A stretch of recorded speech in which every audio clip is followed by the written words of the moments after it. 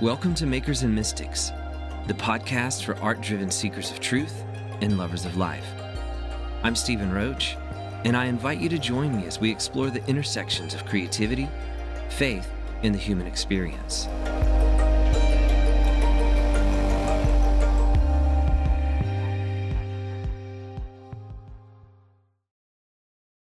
Right, my friends. So good to have you both on Makers and Mystics with me again. Paul and John Mark, both friends of the podcast, friends of mine.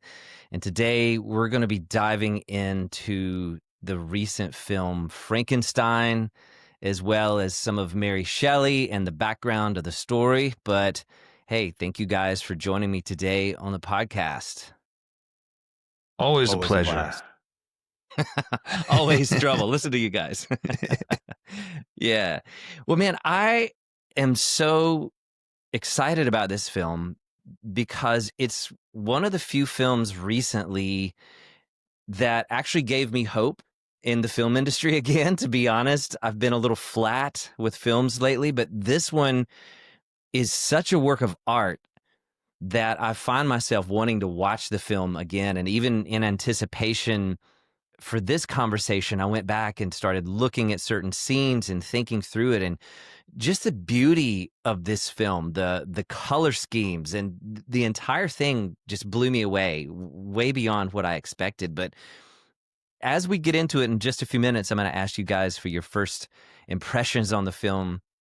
But I wanted to give you a little backstory of why I even got fascinated with this story. And you know, people that are listening to Makers and Mystics who have followed me for a while this year, they'll know that I've been talking a lot about a book that I have coming up next October. And so earlier this year, as I was researching and studying and writing this book, I found myself interested in the story of Frankenstein, primarily because of the way that Mary Shelley arrived at this story. And it was just for my book. And at the time, I had no idea that a movie was even being redone. I had no idea. I hadn't thought about Frankenstein since I was a kid. And then as I'm researching for my book, it was actually in a chapter on flow states, I came across this story. Do either of you guys know the story about how Mary Shelley came up with it? I don't know anything about it. Yeah. Well, I may not have all the details right, but essentially Mary Shelley and Percy Shelley, who became her husband, he wasn't her husband at the time, they were traveling with another writer who was also a horror writer. He wrote the first vampire novel. He was also a doctor. And they were going to visit Lord Byron in Geneva. And it was this summer where it was the rainiest summer, and they were all stuck inside. They couldn't go outside. I think there was a volcano that was happening not too far away, and it just made the whole sky black. The whole summer was like this gray summer. And Byron came up with the idea. He said, well, we're all going to write a ghost story, and then we're going to come together and vote on whose ghost story is the best, right? And so Percy really wanted Mary Shelley to be, or Mary Wollstonecraft at the time. He wanted her to be accepted in their literary circle. So he was really pushing her to write an incredible story because he knew she was capable of doing it. But it put a lot of pressure. She couldn't come up with anything. And then one night she lays down having done nothing. And she goes into this vision. It's kind of like a dream state, a bit of a trance. And she sees Dr. Frankenstein and the creature. And suddenly the whole story just came to her. And so she writes it, and the rest is history. We have the story of Frankenstein. But the whole thing came from a creative prompt and then a bit of a flow state, which I found very interesting. But again, I didn't even know they were making a movie until I started researching it. And then I discovered that happens to me a lot. Does that type of synchronicity happen to you guys? Definitely. All the time. And so it just got me so interested in the movie. But I was a little afraid that it was going to not be good until I saw it, and then I was blown away. So I don't know. That's just why I came into the story. But what was y'all's? Paul, I'll start with you. What was your first reaction to the film, and were you familiar with the story prior to seeing the film? Like, did you read the novel? Yeah, yeah. Well, my first introduction to it, my dad, we were pretty, I don't know, you might consider our family a kind of typical 80s, 90s evangelical family. We didn't do Halloween. Especially horror wasn't something that, you had on in a lot of Christian homes at the time. But my dad didn't grow up in that same subset of the Christian community and Christian story. And he just loved as a kid the universal monster flicks. So Frankenstein, Dracula, the Wolfman, and he would show them to us around that time of year. So my first exposure actually was to the universal of Frankenstein, which ended up kind of becoming the template, of first exposure. And then it wasn't probably until I would probably say sometime in my college years that I became aware of even Mary Shelley's Frankenstein at all and had some level of exposure to it, and then realized, whoa, this is a very, very different story. This is, there are some overlapping themes here, but this is a very, very different story.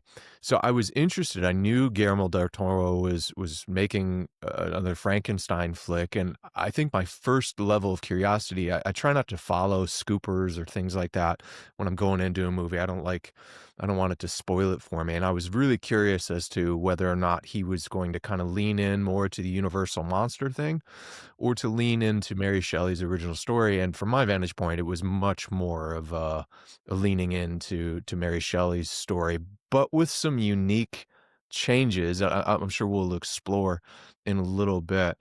But I think the thing that I think I most loved about both the universal story and Guillermo del Toro's that you don't necessarily get. I went back this week and even was rereading some of Mary Shelley's original. And something that both of the Universal and Guillermo del Toro did is they tapped into this thing that it seems much more appropriate for our day and age. There was much more attention given to the ways in which technology are um, we are doing something like maybe building some kind of Tower of Babel technologically. And actually, those sorts of details, the details as to, how Victor Frankenstein built his machine, all of that stuff is a way bigger point in the film and the Universal from comparatively to the original story. It's actually, Mary Shelley doesn't go into the same level of detail as to how the creature life was endowed in that creature. And so I that's something that I just instantly found fascinating. Well, John Mark, what were your first impressions when you saw the film? Yep. My initial impression really sprung from the visuals. I thought it was like a masterful visual story from the beginning, that his mother is in red. I mean, that's like that's the first thing I remember seeing. Obviously you have the part where they're in the Arctic, but when the story really starts rolling, the first thing you see that really strikes you is his mother in red. And immediately, like, I'm going to remember this at the end of the story. I'm going to remember this all the way through. So his mother is in this, like, I want to say devastating red, because everything else is so bleak. And then she's in this, like, blood red, this rich, not pinky red, this just like, I mean, it feels like blood, right? And it's it's a Del Toro movie. So, there's going to be some. Yes. And she's just, and you also know immediately something not good is going to happen just based on the visual. And so she's red. And throughout this story, you see red associated with Victor Frankenstein. You see him wearing the red gloves. You see him tossing the red ball. And it sort of draws this thread, this vein back to the mother. And so I don't know what type of spoilers you're going to allow. I feel like you're going to have to allow spoilers in this conversation. Yeah, because I should probably give a disclaimer. You probably should. But the mother obviously dies. And and when she dies, that's sort of what sets Victor, his destiny in motion, right? Because from the moment she dies, he felt this loneliness and he felt this sense of, I don't want to say just insecurity, but insignificance. And it's like this drive for both to try and, at one point it's like, is he going to try and bring his mother back from the dead? But essentially that's where this obsession with death comes from, is from his mother dying, and how even his father, who was this like genius surgeon, couldn't save her life. And so he had this obsession with like raising the dead or bringing the dead to life. And so he tells, like, you could see that if you turn the dialogue off and just watched, you know, just from the use of color. So that was the first thing that struck me, was how he used color to tell the story. And even in the beginning, I had a sense of where it was going just based on his use of color. That was sort of my initial impression, was just the visual storytelling was just absolutely top notch. Yes. Fantastic. Then the other thing I noticed is how visually Victor was constantly reaching above, right?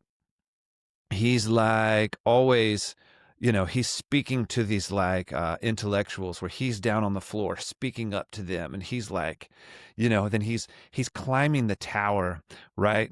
He's climbing the tower to put the final pole in, and he's at the top of this thing. I was like, what an amazing visual of, representing his ambition, is he's like going to capture the lightning and the fire from the gods, right?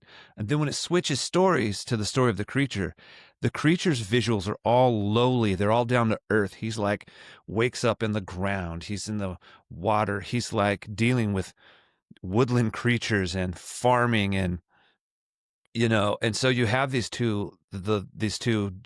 juxtaposition visually between the low and the high, the humble and the great. And it sort of like visually represents this, like Victor is the ego and the creature is the shadow. And these are really the two parts of Frankenstein, right?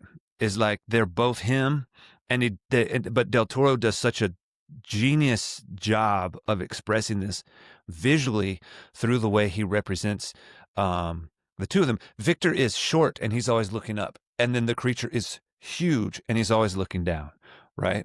It's just, I just immediately loved the visual storytelling. You could watch this whole movie with no dialogue and it would be a joy and a terror at the same time. Yes, absolutely. I saw an interview with Del Toro where he talked about the color schemes that you're mentioning there, and how particular colors, red and white, followed Victor's mother, and then the green with Mia Goth, and the different colors were very symbolic throughout the film. And he lays it all out to where those were intentional choices, artistic choices throughout the film that you're picking up on. And I think also the height and the Victor always reaching to the heavens, so to speak, and then the creature reaching to the earth. It's really fascinating because the plot, as far as a meta narrative, the plot stays pretty true to Mary Shelley's overarching themes, even though character development, he introduces some characters that aren't in the novel, and he also switches some of the roles of the characters, which surprised me when I was watching it because I was familiar with the novel. But what was fascinating to me is it didn't disturb my enjoyment of the film. Like sometimes, you see film adaptations and you feel like they betrayed the original plot, but I didn't feel that with this film at all. It felt like a modern interpretation of this universal narrative that Shelley had put forth. And I think a lot of the primary, even religious themes, spiritual themes that Shelley has in her novel, they carried over. But I feel like he reinterpreted it in some ways for our generation and for our modern moment. And that was one of the things that, as I started studying the story prior to seeing the movie, that really grabbed me, is that there's a very even prophetic nature of this story that feels more prepared for our day than even the day that she wrote it, perhaps, and the themes of man playing God. I think the first time that I grabbed that theme of this Frankenstein novel, I think the same day I looked and saw that in Japan they had created the first robot to carry human life in its womb. And I just stumbled across that the first time that I came across this theme, this story. And I was like, okay, I need to be paying attention. There are some very important themes here. One of the things that when you talk about the way in which like a modern retelling of a story has to balance this do this dance between honoring the source material, doing appropriate like recontextualization to maybe speak more directly to the issues and of our current cultural moment, that one of the things that instantly stood out to me watching this film was actually the way in which it Del Toro did tweak Victor Frankenstein's background to me in a pretty substantial way. Yeah. Less so than the Universal monster flicks, who they don't give us really any backstory at all, and I actually don't think they even call him Victor. I think they give him a different first name in those the Universal classics, where you just kind of jump right into a mad scientist motif. And I'm appreciative Del Toro didn't just tap into that, but one of the substantial tweaks for me was actually about his childhood. So in Mary Shelley's story, Mary Shelley makes pretty explicit that his relationship with his father couldn't be better. You know, like he has this incredible, his father is portrayed as this positive influence in his life.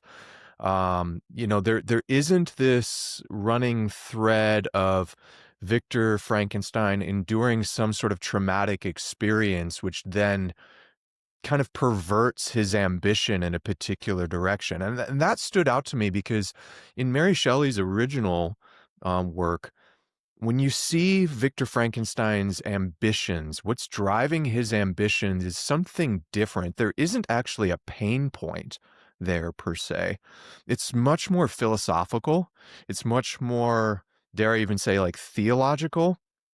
She portrays him as wrestling with, you know, can he tap into the ancient secrets of alchemy, right? Like there's an ambition here to know the secrets of the world that doesn't seem to be actually driven by pain in any way, shape, or form.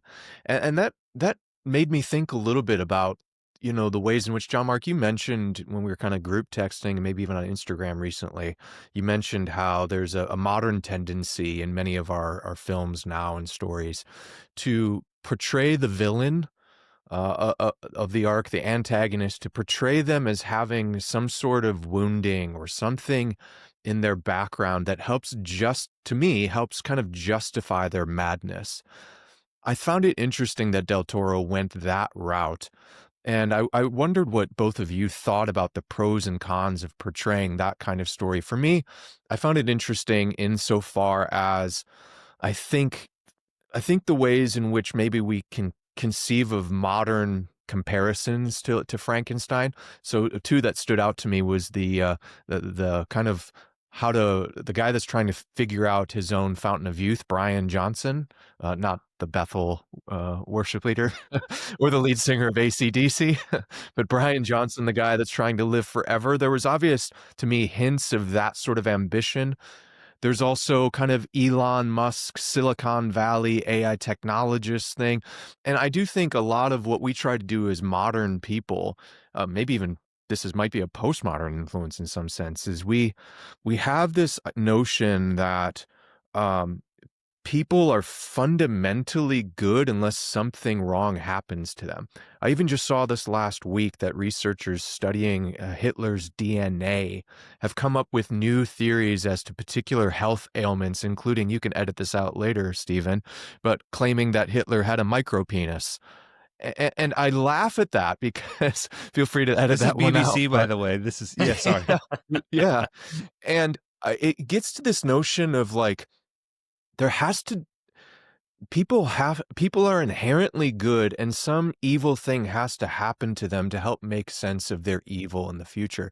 And I compare that with the worldview of the people that lived in the 19th century in Mary Shelley's day and age, and they didn't necessarily have that same assumption. In Victor Frankenstein and Mary Shelley's work, it gets to the reason why they also titled it Frankenstein, comma, or the modern Prometheus. Yes. is there's this notion that ambition need not have any sort of pain or trauma to exceed its proper limits.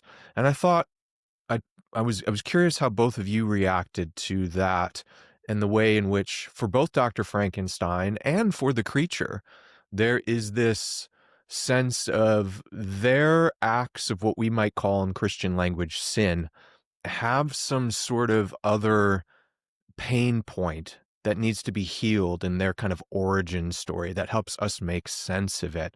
And what are the pros and cons of assuming that that's always the case for evil? That's always the case for ambition gone awry.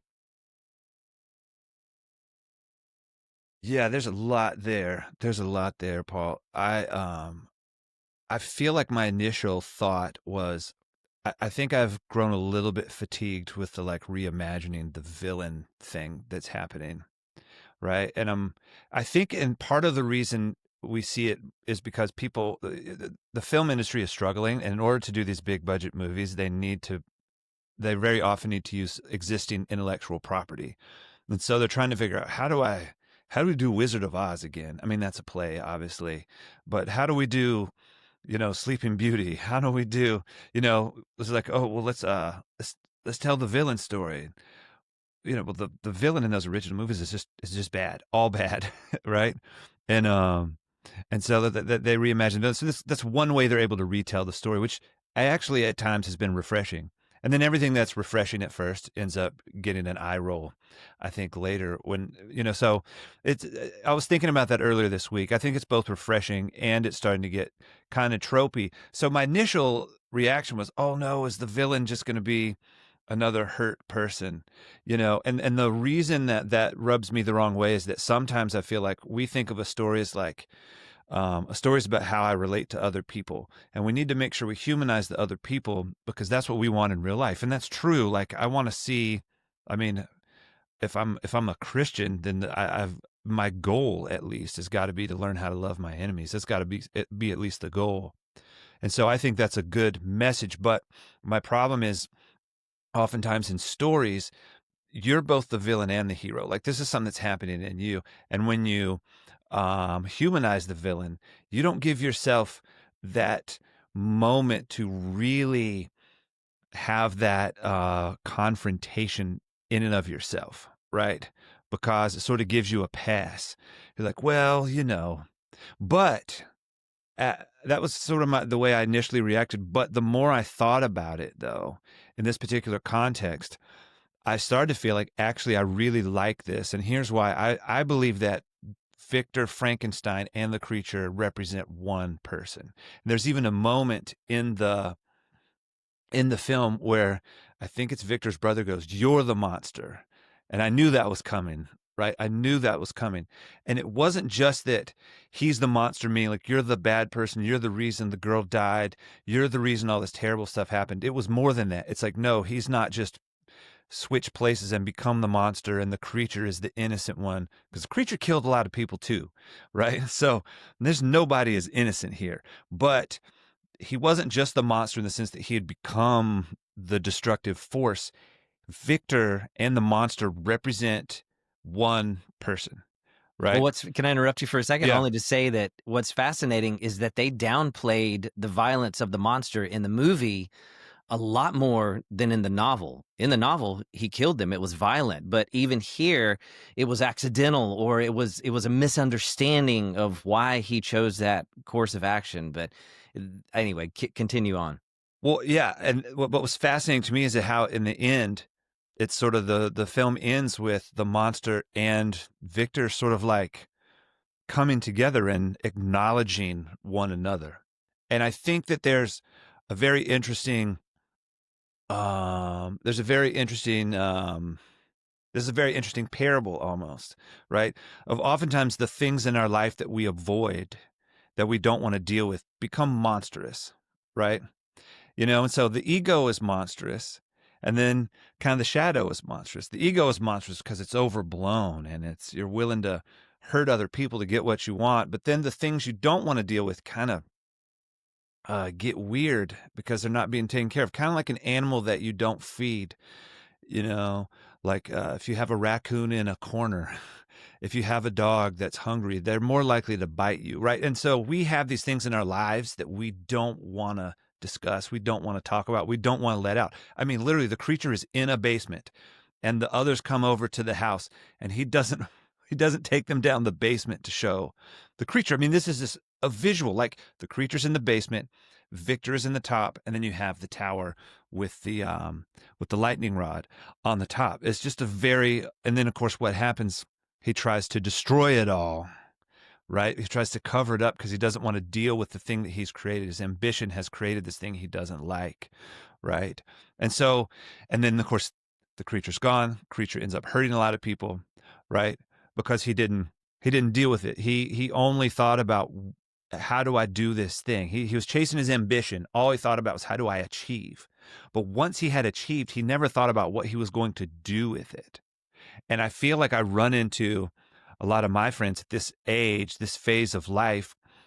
We're all in a similar age and time of life. I run into a lot of my friends who have been very successful, who are also like, I'm not happy, and I don't understand why I'm not happy. I was talking to a friend of mine the other day. He's one of the most successful business people I know. He started a vinyl collecting business. I mean, he buys hundreds of thousands of dollars worth of vinyl every year and resells them. And he was like, he literally said this. These are his little words. He's like, when I started out, I loved this, but now I feel like I've created a monster. Because he has to keep up with it. And he loved vinyl, and now he resents it because he has to buy it. He has to sell it. He has to find out where to put it, where to store it. He has to do all this stuff. I think if you talk to him on a good day, he still loves it. But there are just times where he was like, I've created a monster. I have to continue feeding this thing. And there were times I've felt like that in my music career. It's like, I feel like I've created a monster. I have to keep posting stuff on the internet. I got to find something new and snarky to say so that people will buy tickets to my show. I've got to say something, I'm a Christian artist. And so people want to hear me say of fantastic spiritual stuff. And so I got to make up something spiritual to say, and you feel like, do I even believe in that person anymore? Is this thing that I'm doing? Has this thing become a monster? Am I driving this thing, or is this thing driving me? Right. And Yeah, I know a lot of, sorry, go ahead. Well, that's why I think, John Mark, as you described this is why there are pros and cons to me in the framing of Victor Frankenstein's primary motivation being some sort of wounding from his past, because I don't think you need that, right? I think that's a way when a lot of people realize maybe they've created their own monster, their ambitions have reached far beyond. They've done the Promethean move. They've tried to steal fire from the gods, and now they've realized, I've gone too far. I've created something that I actually don't like. I mean, and that's pretty clear both in the film and the book, that every time Victor Frankenstein looks at his creature, he feels he feels a detestable thing to even look upon. And so that doesn't necessarily need, my father was abusive and my mother died. Because I think as you're saying this, the notion of kind of a Jungian shadow, insofar that has some sort of validity, is to acknowledge we don't necessarily need some sort of external oppressor to point to as the thing to blame. And that for me, when I mentioned and hinted at maybe some of the postmodern influences in our thinking, is the oppressor-oppressed narrative leads us to assume that all evil has some sort of prior oppressor to blame first. And while it is true in some sense, I don't need to blame my parents for when I've acted in the world in such a way in which my ambition heads into pride, to dominance, to going beyond, when I don't need a reason. So we look at these other comparative stories, the myth of Prometheus, or even take the Tower of Babel story, right? There isn't something in the Babel story where some terrible, painful thing happened to the builders in that ancient city, and that's what made them do the thing that they did, as if it takes them over, right? I think it's much more nuanced to help us realize day in and day out in our choices, that appetite to build something that maybe extends beyond our proper limitations, to go beyond our bounds, to not actually enjoy, whether it's in the film or Mary Shelley's book, I think the juxtaposition of Victor Frankenstein's ambition up against the family that's living in that small little cottage that has something there that the creature longs for. He sees the beauty, the innocence of. They don't have a lot of means. They're probably rather impoverished. But he notices, looking through the crack of that wall, something beautiful there in their simple little life. To figure out the bounds in which, like, our ambition exceeds and we lose sight of that goodness in front of us, I don't need a traumatic backstory for that. I think there's pros and cons. The kind of like therapy culture influence that makes us assume that there is something back in my childhood. And in some ways, even as I've kind of like worked through my own crap in my own life, guys, that sort of Freudian analysis that there's some sort of parental figure that we need to, I think that's something for our generation in a broader sense that we need to come face to face with. It's very, very easy in our kind of deconstruction stories to paint someone else in our past, some other influence, the church that we attended, our family. We all three of us grew up in Christian subcultures, and we can point a finger at that and excuse the fact that we have our own appetites for depravity. And that's the beauty of this story, both in the original work and the film, captures that sense in us both is the appetite to go beyond our means, to reach for that which is beyond, like to reach for that which we've been blessed with, this garden, right? And there's something in the garden we should not reach beyond for. There's this constant story in all of our great myths telling us something there where we go beyond ambition, a healthy ambition, to something that is a danger to us. And yes, there can be some reason for that in our childhood. There can be a pain point that we need to work through and have healing about. I'm not denying that. But also, this is the beauty of the story. It's just in our human nature to wrestle with both, to wrestle with the part of us made in the image of God, the creature who has this curiosity about the woodland creatures, about language. He's reading with the blind in the film. He's reading with the blind grandfather the great works of Western literature, and he's filled with wonder and fascination. He develops a gift for vocabulary and grammar that is the same sense of wonder that I think Victor Frankenstein had in his youth as well. Yeah. And yet the difference between wonder and ambition, unhealthy ambition for me, is that's where the more nuanced human story resides. Yeah, for sure.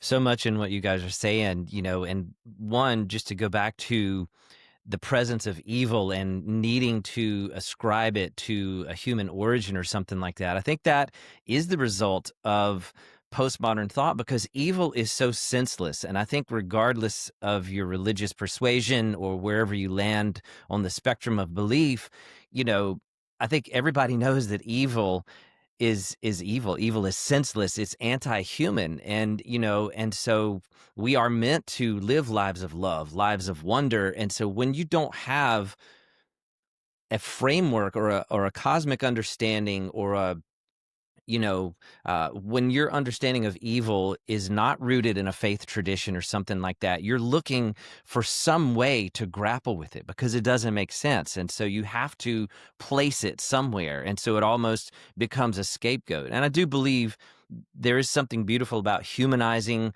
certain stories. But I agree as well, John Mark, that's been tired. It's tired. We've done so much of that. It's almost, as you said, it's become a trope. But, another thing that came to mind is we keep talking about ambition.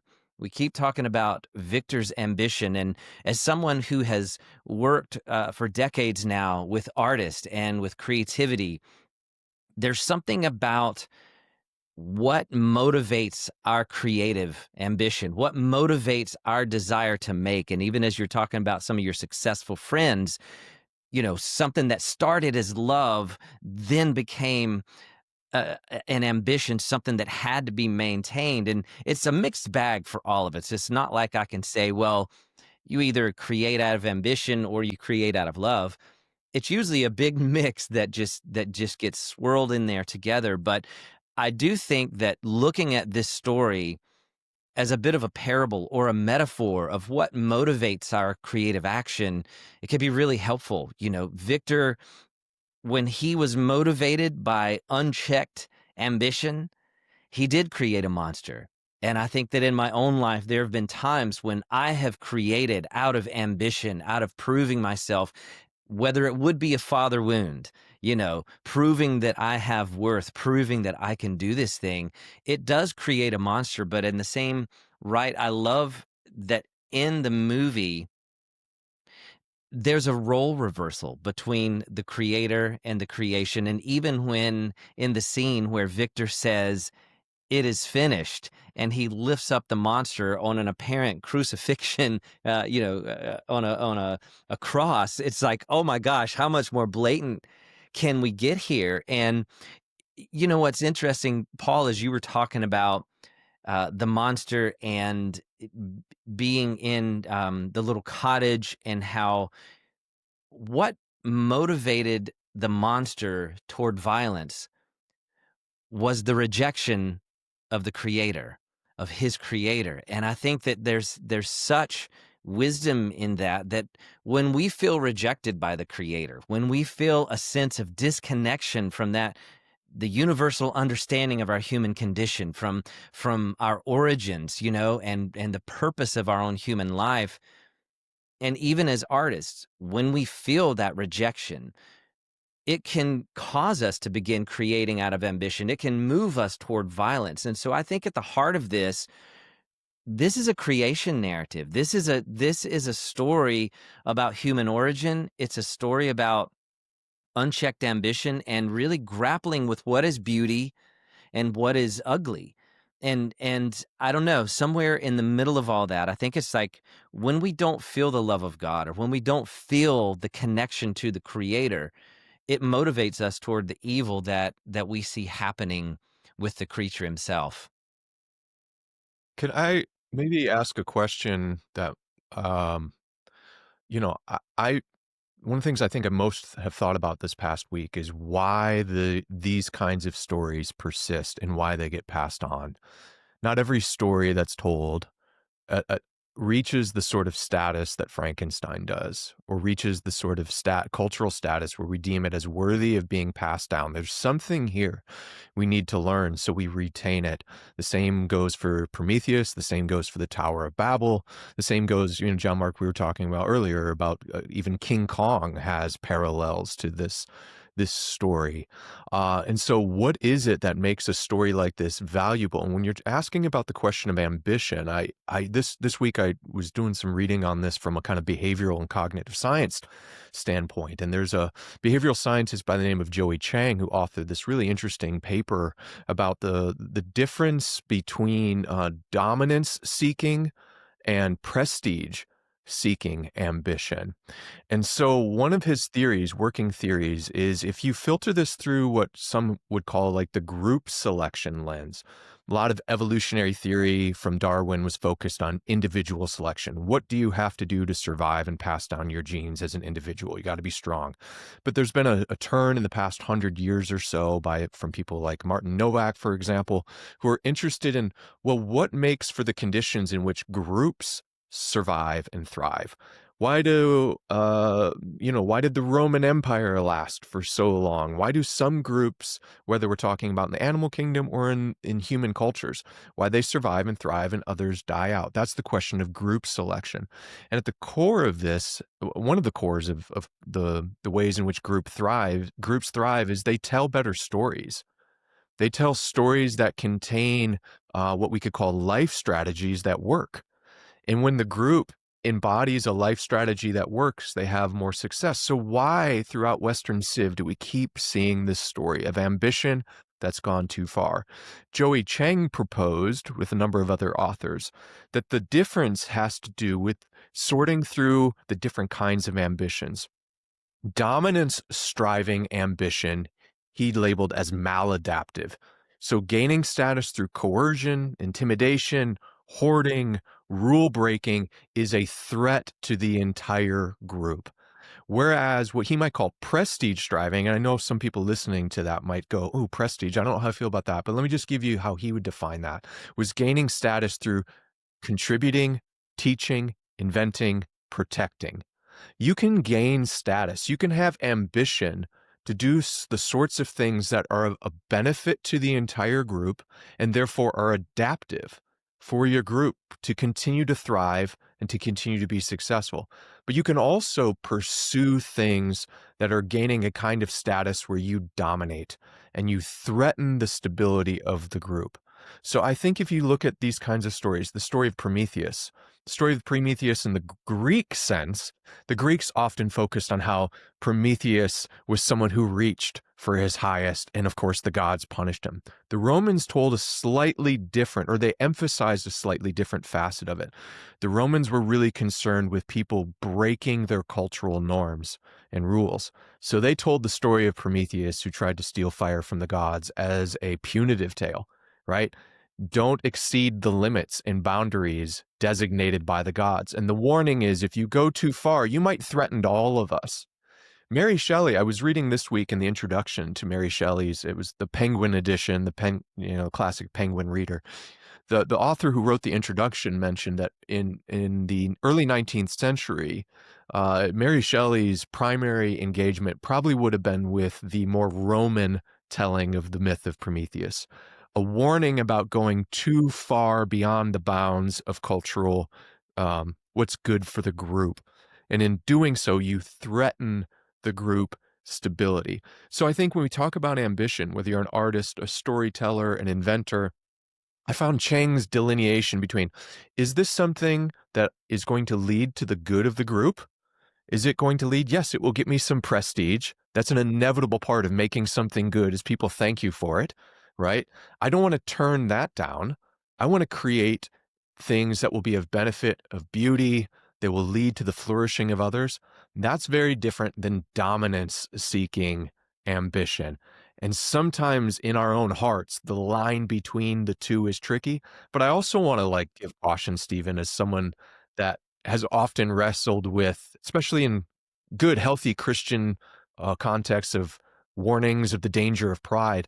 There can be this weird false humility. People go and they take a story like Frankenstein and they go, I'm not going to make anything at all because it might be a monster. Yeah, That's not the point, right? So totally. that's maladaptive ambition. Adaptive ambition that's good for the group is I have something that I can give that will bless others. That's clearly not what Victor Frankenstein's motivations were in the story. Absolutely. And maybe I should clarify that when I talk about ambition, I mean the selfish ambition that is about personal gain with no regard of how it impacts the community. That's right. Yeah. Well, listen, we've got about 15 minutes left, and there's one angle to this conversation that I want to make sure that we can discuss. And it comes from a quote from Del Toro himself when he was interviewed by NPR. And he said he described the iconic scene where the monster first lurches into the doorway as nothing short of an epiphany. And he says, I saw the resurrection of the flesh, the immaculate conception, ecstasy, stigmata. Everything made sense. Del Toro says, I understood my faith or my dogmas better through Frankenstein than through Sunday Mass. And he was talking about an experience he had when he was 7 years old because he grew up Catholic. And it's just fascinating. And he said from that point on, he kind of made Frankenstein as his own theological paper, his own theological treatise. He understood the world through this novel more so than through the religious text. And that fascinates me, one, just to understand him, but also this idea of truth coming to us through horror, of engaging with spiritual truth through the genre of horror, which at first could cause some people to give pause. Like, how can you find, truth and beauty and goodness through the lens of horror? But I think it's what he's done, and even hearing his backstory of how he engaged with that at such a young age, it just makes it a point that I'd love to chat about. Flannery O'Connor, of course, is someone who did this brilliantly in her writing. but it's just interesting how you can't really have a horror story without a moral universe. You can't, because if you don't have a moral universe, if you don't have a moral construct, then why is this bad? Why is this evil? Why do we even care about this? And so it's almost like horror shows us truth through the reversal of the lens. It's almost like developing a negative. We have to have a moral universe in order for horror to be possible. And I think that we could even say that Frankenstein shows us what happens when humans try to be gods without goodness. And perhaps maybe that lends itself to some of the AI conversation and why Frankenstein is more relevant today. But I don't know. What do you guys think? We've got 10 minutes left. John Mark, we'll pass it to you first. Yeah, so my first thought, and I had not thought of this until this exact moment, is well, I keep wanting to say Del Toro and Del Tormo. Which one is it? What's Del Toro? Del Toro. Yeah. Del Toro. I didn't think about this till this very moment. Like, what is he famous for? He's famous. He's a famous director. And if you lined up all the directors, if you lined up Steven Spielberg and you lined up, whoever, all the famous directors, and Del Toro was in line, and you went through and said, what are they famous for? Give me one word. I'd be like, he's famous for making monsters, right? That's kind of his claim to fame, is his ability to create monsters. And so I think it's really interesting, and you wonder how much of his own story is he trying to tell by the story of a man who makes a monster, because that's what he's been doing his entire life, is making monsters. And so when you read that quote, all of a sudden it kind of made sense to me that I do wonder how much of this, I would love to hear some of his life, and I wonder how much of his own story has he put into this film. The other thing that I thought of when you said there's not a horror story without goodness, I just finished reading The Road by Cormac McCarthy. Mm-hmm. I don't know if you guys have read much Cormac McCarthy. I've also read Blood Meridian, which is the most horrible, violent piece of material I've ever consumed in my life. But The Road is worse. And here's why The Road is worse. It's because The Road is about the end of the world, and there's a man and his 10-year-old son. So there's times when the man needs to maybe kill another person, and he can't do it because he's holding the hand of his 10-year-old son. And so you have this and by kill another person, I mean, it's the end of the world. People are eating other human beings to live. I mean, you know what I'm saying? This is awful. But having the 10-year-old in the story contextualizes it in a totally different way than if it was just of a survival story of a guy who's walking through the woods and, trying to figure out how to live and how to not die. He's much more concerned not only with the survival of this 10-year-old, but that this 10-year-old survives with some sort of moral compass intact. So he can't do things that you and I would probably do easily. Well, easily, not like I could kill someone easily, but if you're threatened with people who want to kill you and cut you up and eat you, you wouldn't have a hard time maybe shooting first. But if you're holding the hand of a 10-year-old, and maybe it's just because I read this, but as you were saying that, but the book was so much more horrible because the 10-year-old was in the book, because the presence of that innocence and that goodness. And so this is one thing that I think stories do, is they create, you mentioned her a minute ago, Flannery O'Connor. What is her famous? To the hard of hearing we shout, and to the dull of seeing we draw large and startling figures. As you create these exaggerated ideas to sort of reveal realities that people may not be paying attention to, they may not see otherwise. And so I feel like I'm getting off track here, but no, it's good. There's really about 100 different thoughts from that quote. Yes. Sorry, I'm losing my mind. Where was I going? Where are we going? Well, I just think that it's interesting thinking of horror as a vehicle of truth, Yeah. and even the ugly as a vehicle for the beautiful. And that's something that really fascinates me. And even in the film, the monster becomes something beautiful by the end of the movie. You have compassion for the monster, and I think that there's something to be learned from that, you know, beauty does not mean glamour. Beauty is not always pretty.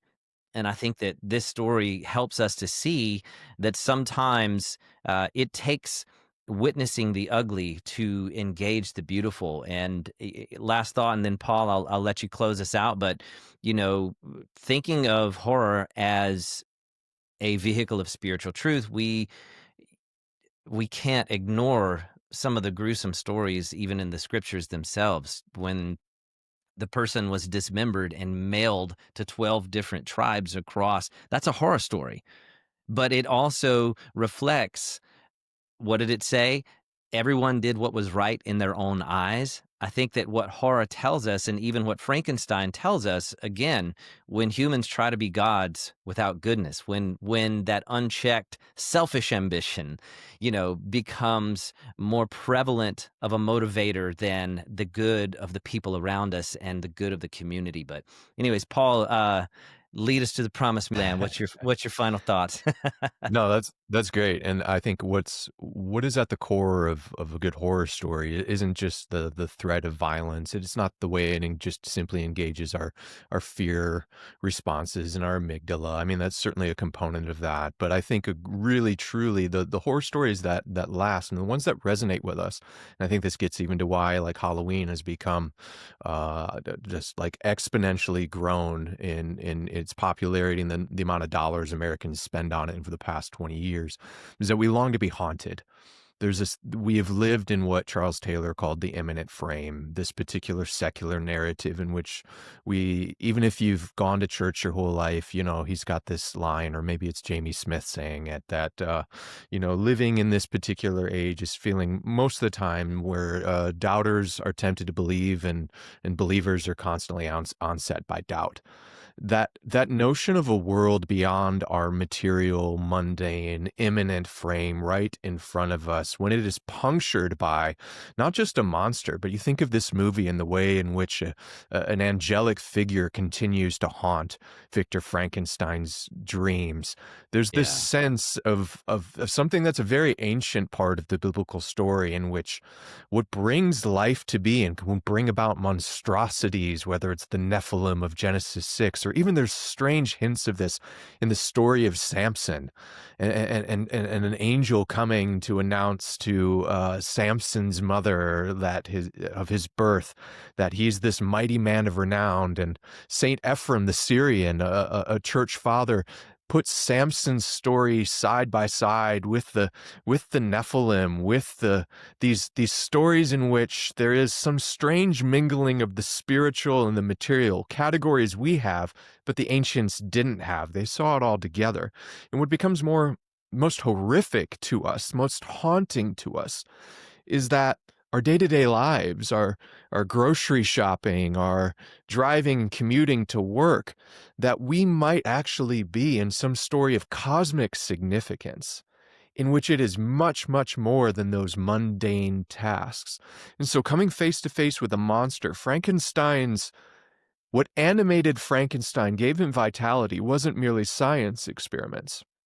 There's an insinuation in the story that something of divine spiritual origin has animated this body.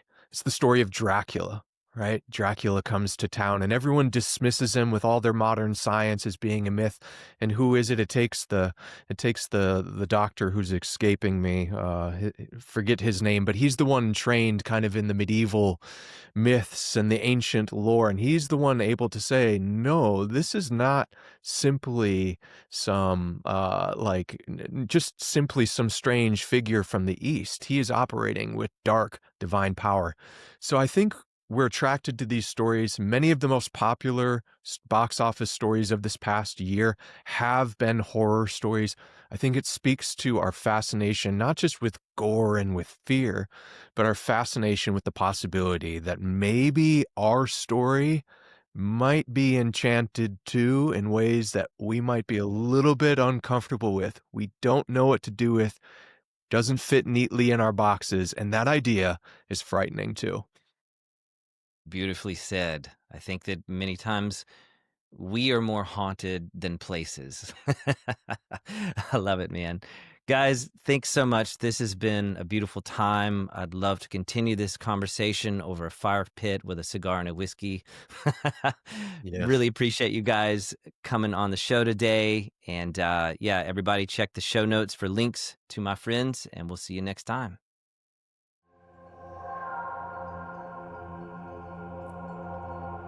Thank you for joining us today on Makers and Mystics. Be sure to subscribe and share the podcast with your friends. We'll see you again soon, and until then, keep creating. The world needs your art.